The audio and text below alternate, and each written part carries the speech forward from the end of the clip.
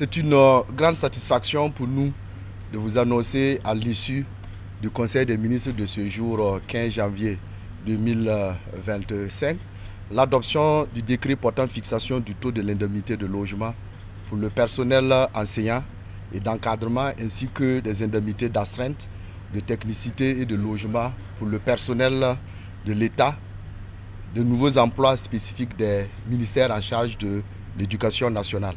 Il faut dire que l'adoption de ce décret constitue une avancée significative, j'allais dire, pour le gouvernement, en ce sens qu'il permet d'honorer la dette sociale à l'endroit de l'ensemble des collaborateurs qui effectivement avaient droit à cet avantage depuis 2023.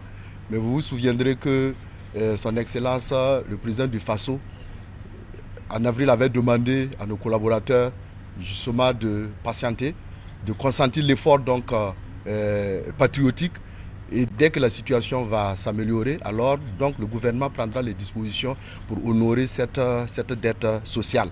Alors cette décision du Conseil, il faut le dire, est un acte fort et symbolique. Voilà, loin d'être, si vous voulez, un acte, une avancée administrative, ce décret, dans ce contexte de crise, est une reconnaissance concrète du rôle essentiel que nos collaborateurs, que sont les enseignants, jouent sur le terrain, de ce rôle fondamental que nos collaborateurs jouent dans la refondation de notre société à travers leur dévouement dans l'enseignement au sein des écoles. Ce geste en faveur de leur bien-être est le reflet de la reconnaissance du gouvernement envers l'ensemble de ses collaborateurs.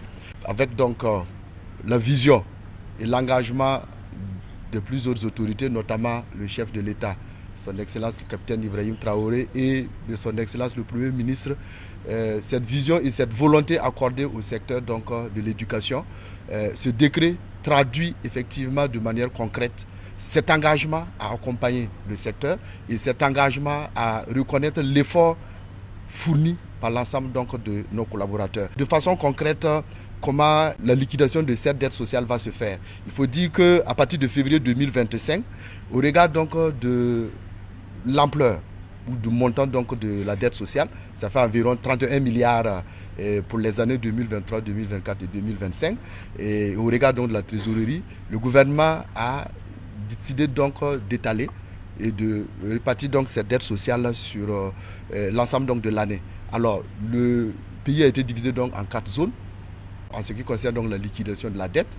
La première zone constituée essentiellement de 19 provinces, à savoir le BAM, le Banwa, la Nyanya, le Gourma, la Koumadiari, la Kompienga, la Kossi, le Kulpergo, le Lorum, le Moun, le Namentenga, le Nayala, l'Oudala, le Sanmatenga, le Seno, le Soum, le Sourou, la Tapua et le Yaga.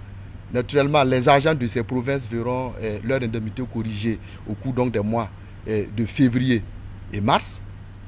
La deuxième zone est constituée essentiellement de cette province, les Balais, le Boulgoum, la Komoé, le Kouritenga, le Passoré, le Yatenga et le Zandoma. Alors l'incidence financière des agents de cette province sera corrigée au cours des mois d'avril et mai. Alors la troisième zone est composée de 15 provinces, notamment le Bazega, la Bougriba, le Ganzourgou, le Yoba, le Kenedougou, le Kourouéro, la Leraba, le Naouri, le Nombiel, l'Oubritenga, le Poni, la Sicily, le Tui, le Ziro et le Zoumouéro. Alors, l'incidence financière de ces 15 provinces sera corrigée en juillet et septembre. Et enfin, la quatrième zone qui est composée des provinces du Boulkemde, le Oué, le Kadioro et le Sanguier, le traitement de l'incidence financière des agents relevant de ces provinces se fera sur la période d'octobre à décembre. Voilà les 4 zones retenues par le Conseil des ministres pour la liquidation de la dette sociale. Alors ce plan d'appurement se veut réaliste en fonction bien sûr de la trésorerie et avec une priorité, comme vous l'avez constaté, qui a été donnée aux zones à fort défi sécuritaire. Voilà, cette initiative reste un message fort. Un message fort à l'égard de ceux qui, chaque jour, dans des conditions parfois difficiles, forment les générations futures. Ces derniers méritent pleinement de voir leurs efforts reconnus et récompensés.